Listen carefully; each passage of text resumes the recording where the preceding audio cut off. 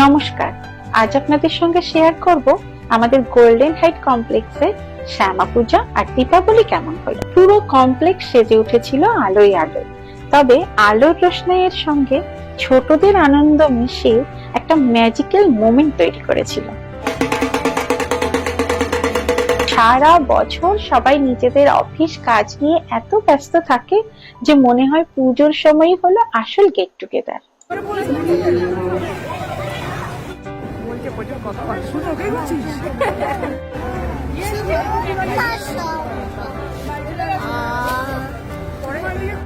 পুজো শুরু হলো প্রায় রাত 9টার পর।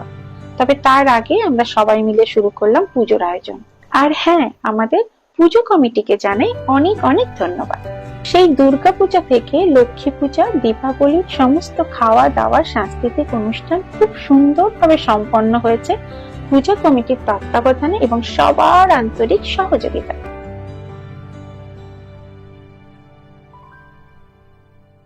তবে একসঙ্গে এত আলোর বাজি দেখে চোখ কিন্তু ধাঁধিয়ে যাচ্ছিল না, বরং এই আলো আধারী পরিবেশটা দারুণ উপভোগ করলাম। সবাই ভালো থাকবে। আমাদের সোসাইটি পুজো কেমন লাগলো